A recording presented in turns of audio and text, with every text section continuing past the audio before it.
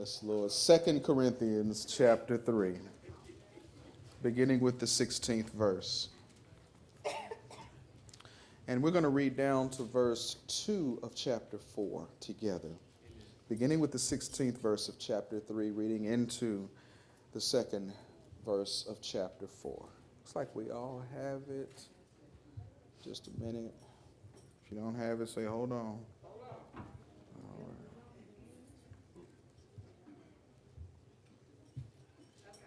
All right. 2 Corinthians 3, beginning with 16, ending with verse 2. Let's read together. But whenever someone turns to the Lord, the veil is taken away.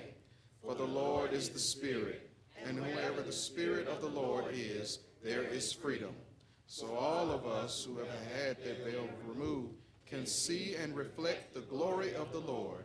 And the Lord, who is the Spirit, makes us more and more like him as we are changed into his glorious image. Therefore, since God in his mercy has given us this new way, we never give up.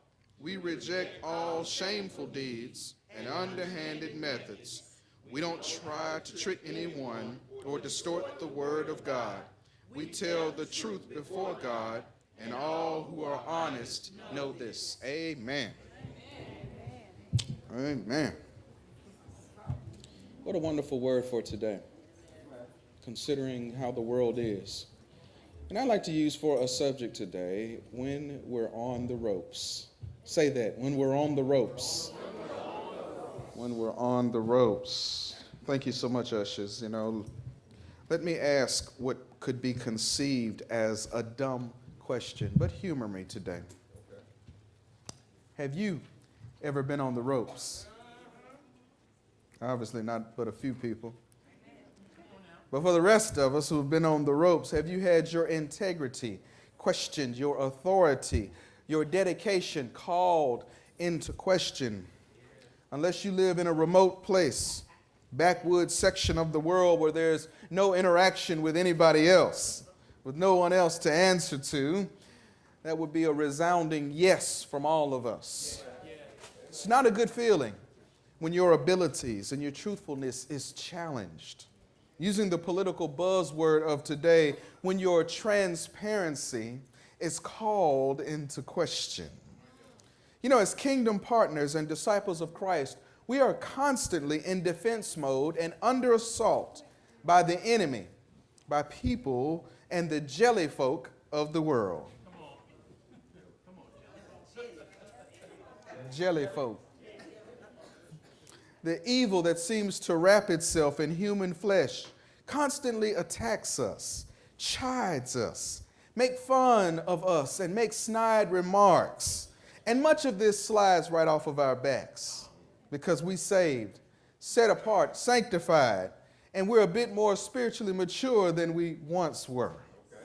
Because when someone attacks our dedication to the Lord, when someone says that we don't know what we know and we're inferior in our understanding, this type of attack is devastating, to say the least.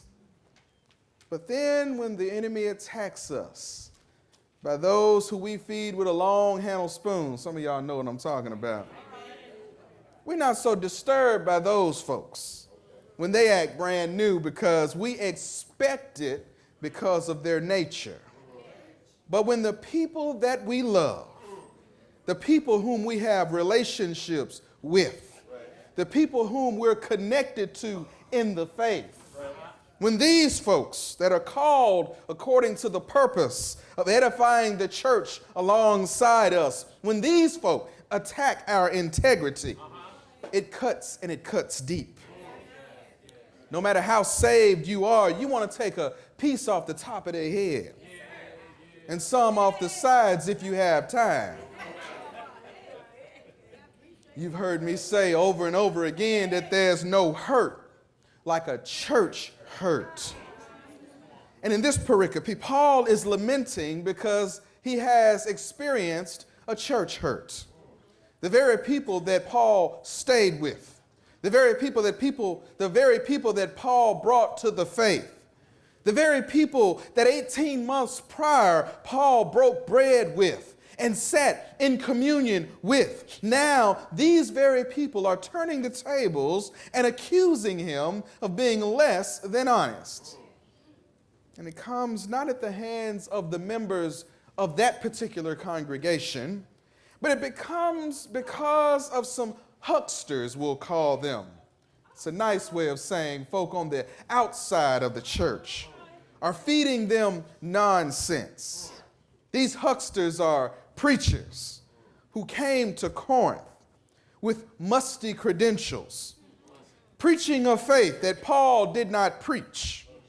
These preachers were not preaching for edification of the church, nor people individually, but they were preaching for what's called a personal edification. In other words, they were in it for the fame, fortune, but most of all, the money. They came with empty rhetoric. You know, it's been said that an empty wagon makes a lot of noise. They came with slick words. And in the process, we would say they slick-checked Paul by saying that he was less than noble. They accused him of being less than honorable in his preaching ministry and most of all in his teaching. So now Paul must put on his defense attorney hat and argue the case of the church versus the Apostle Paul. Paul learns a lesson that pastors today are even learning, and that is no matter how much time you put in teaching and preaching, there is a contingent that doesn't believe a word that you say. They will never be on your side. And no matter how much you love this pitiful group of folk, they will still pick fights with you every chance they get. Talk back if you feel it. I learned that in ministry, that when I am in the will of God, I don't have to go looking for a fight. When you're on the battlefield for the Lord, the fight will come looking for you. So get ready. Get ready. Church Father Martin Luther said 3 things makes a theologian, and I'll even say 3 things makes a good Christian: prayer, meditation, and tribulation. See, Paul had a strong prayer life. He had to deal with the folk that he dealt with. He meditated regularly so that he would know what God had for him. So now tribulation comes front and center, and it serves Paul to edify his faith, but at the same time gives us an opportunity to examine a very serious theological treatise at the hands of Paul's tribulation. So Paul has his backs to the ropes. Paul begins to counter with his pen, and he uses what's called an upper level rhetoric in Greek. In other words, Sister Dowdy, Paul lit in on them. So he begins where the hucksters end, and that is with Moses. These Judaizers, a term that would be familiar to our Bible study students, came and preached circumcision and Mosaic law supremacy. They said that Paul kept Moses and the law that they should follow from the Corinthian church because he wanted to seem superior. See, in first century culture, if you knew more than somebody else, even to the extent that you withheld information vital to them, it would seem as honorable, particularly if you plan to later lord over them. Knowledge was power, but knowledge also was profit. The outsiders accused our beloved disciple of being less than honest, of keeping the key tenets of the faith from them in an attempt to later exploit them. So Paul counters by telling them in this papyrus text that Moses, in fact, hid from the Israelites. When Moses veiled his face coming down the mountain after being with God, Moses hid behind a veil because he knew after being with God that the glory he had would soon dissipate. So Moses was duplicitous. He hid behind a veil. And Paul uses this Mosaic veil motif as a direct personification of the old law, and that the new Christ and new covenant was coming into being. In other words, Moses hiding a glory that would disappear was also saying that the old law was slowly disappearing. But the emerging of the new covenant of Christ was here to stay. And consequently, the glory that comes as a result of accepting Jesus Christ brings us a glory that never dissipates. As a result of spending time with Jesus the Christ, our glory will last forever. So in short, this Moses-Jesus debate is solved by us accepting Christ, who removes the veil over the glory of God and removes the veil of knowledge of God. See, in examining this battle over this polity of an emerging church, Paul pulls Moses back into this argument. Whenever Paul's reasoning is in using Moses, he does so because the situation in the Corinthian church has become so polarized that Paul's got to fight fire with fire. Using Moses was a strong way of using strong language. See, Paul couldn't just haul off and call them anything. He had to use their idols, so to speak. So in true fashion of an apostle, Paul turns back to Christ and says that the salvation that Christ brings, Paul says, even today, a veil is over the hearts of those who still don't accept Jesus Christ. So the new glory will always be hidden, and these folk will always be blinded. In the modern era of the church, do you know that there is a veil that covers the hearts of some folk who claim to be saved, set apart, and sanctified? There's a veil. There's a veil of distrust, a veil of envy that covers the heart of the staunch traditionalist of the church. And these two ingredients, if you remember from Wednesday night Bible study, distrust and envy, they are key ingredients of division and control of a people according to the Willie Lynch letter. Amen. Let me bring it down to a local level. There are people who will talk against the pastor, gain support against the pastor, try to discredit the pastor, and it will never step foot in this church. These hucksters in contemporary language, these contemporary haters are nothing more than puppets of the evil one. And their sole intent is to divide the people in the church against the support of the leadership in an attempt to control the church at large. Because if you control the church and if you divide the church, progress is stifled. Edification is impossible, and the gospel is not spread. Are you with me today? Paul says that the only way the veil can be removed, according to verse 14, is by believing in Jesus the Christ. And let me go a step further today, because in our contemporary culture, that's not only that should happen, but they should believe in Jesus Christ, but they should also do the stuff that Jesus did, starting with loving one another. Let's start there first. Because if we truly love Jesus Christ and claim to be Christ's people, we wouldn't do the voodoo that we do to other folk. If we're doing the Jesus stuff, we don't have time to degrade and slander and cut down and shoot at and cut folk and shoot at and cuss out. We don't have time for all of that if we're doing the Jesus stuff. Somebody say, I need just a little more Jesus.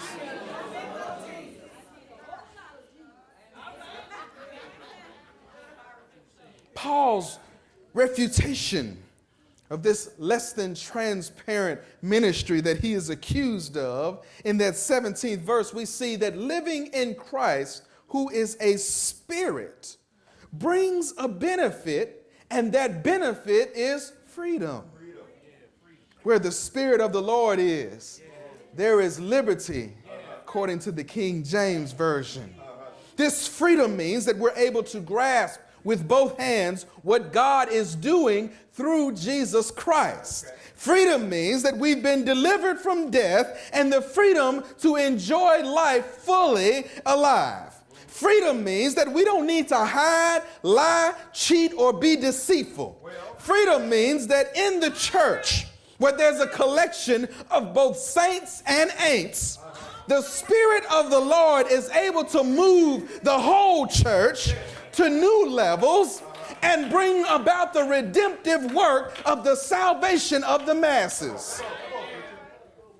But this freedom that we enjoy comes with a challenge that we should not impede on one another's freedom. We learned that in elementary school that when a little child spins around with their arms wide, their freedom is only as wide as the next child's hand. We've got to learn that lesson as adults all over again. In other words, the problem is that we're so hypersensitive to everyone else's worship and way of seeing God that we insult everybody else's way and not affirm God in the new way. Let me say it another way. It's important to know and understand that we all came to God and to Christ, and we interpret God and Christ because we came from different ways. And as a result, in Memphis, we have more churches than we have gas stations.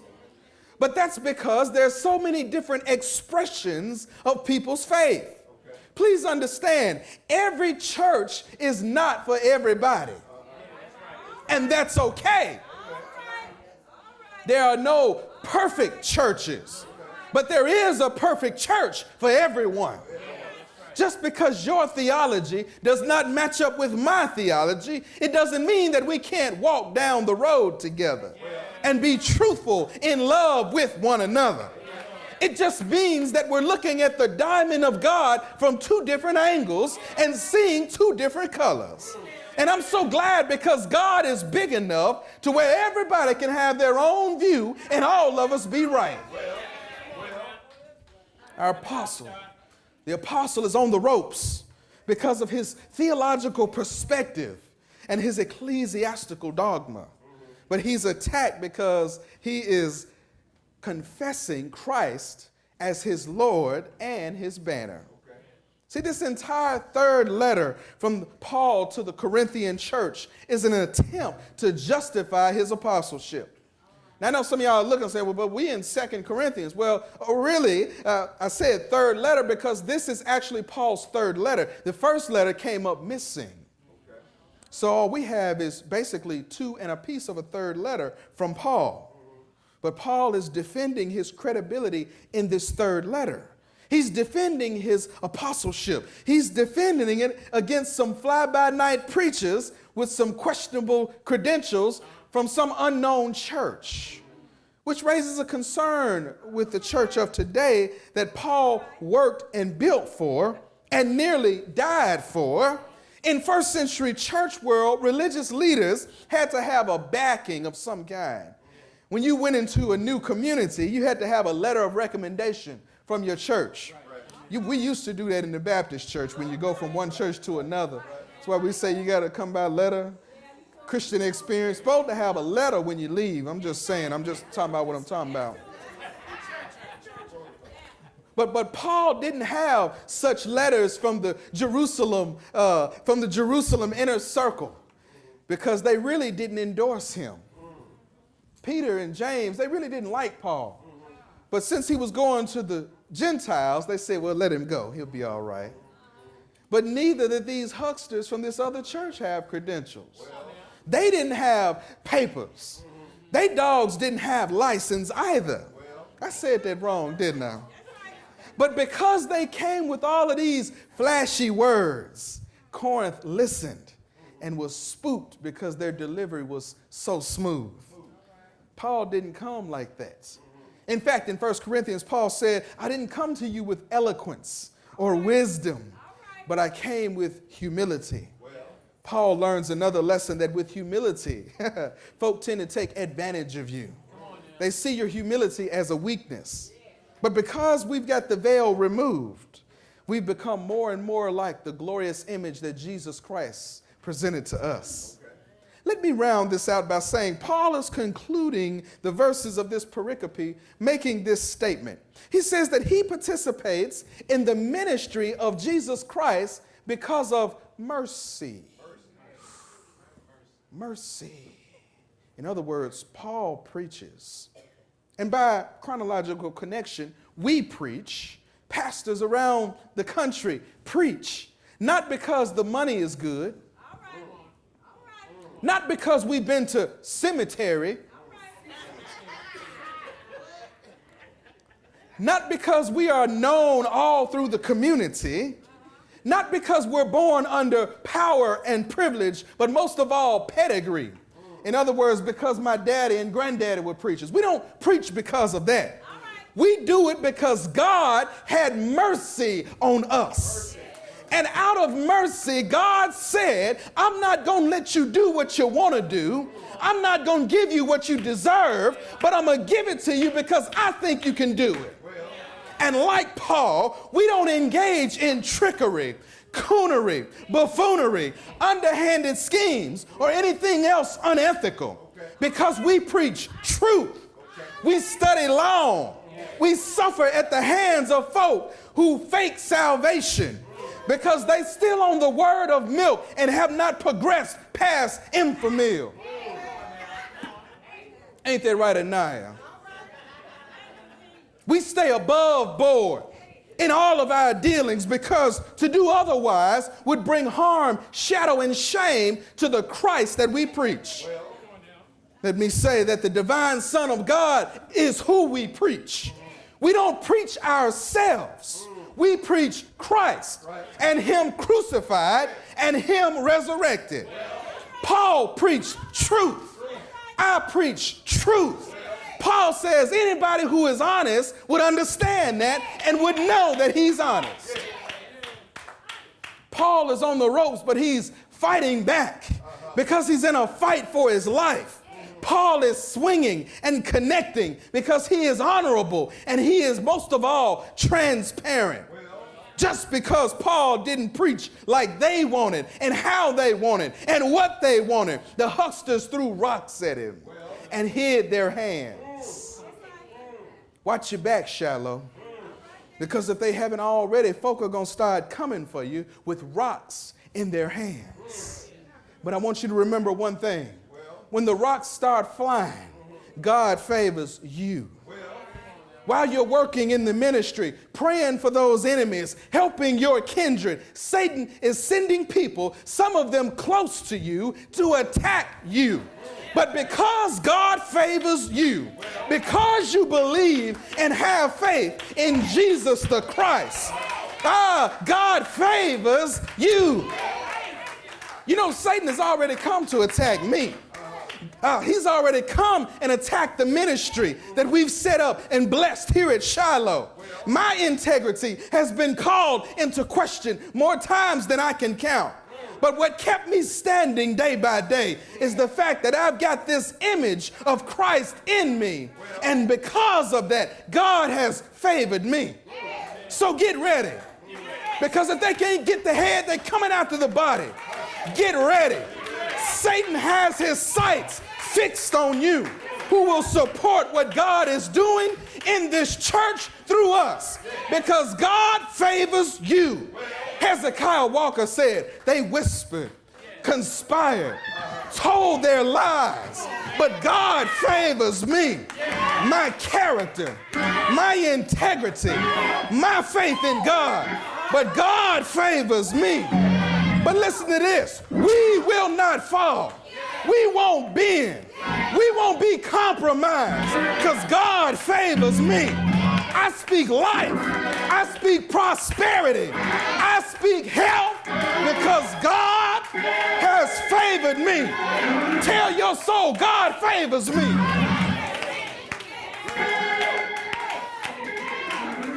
See, when we're on the ropes And life is throwing combinations, throwing uppercuts, trying to knock us out. God, who sits high and looks low, he steps in and he gives what's called a standing 8 count. See, y'all know I'm a boxing fan. Let me unpack this for you. See, in boxing, when the fight gets crucial, when it looks like you're about to go down, the one on the ropes is being pummeled and beat. The referee steps in and he gives him a standing 8 count to see if he wants to continue. Sometimes the fighter may fall, but he'll get back up, and the referee will continue to count all the way up to 8. They give it at least till an 8 count. But God, when you think he's deserted, he steps in the middle of the battle, and God gives us a standing 8 count. God gives us a chance to catch our breath so that we can get back in the fight, because we're favored. When they make wisecracks, when they try to cut you down, God favors you. When they say condescending things about your car, about your little house and your little dress, look like you're gaining weight, look like you're losing weight, look like you're going into bad health, God favors me. God still, let them question your motive. Let them question your integrity. You will get on the ropes. Let them take their best shot. But know this, that you will be standing, because my God, Elohim, the powerful God, he favors you. Jehovah Jireh, the providing God, he favors you.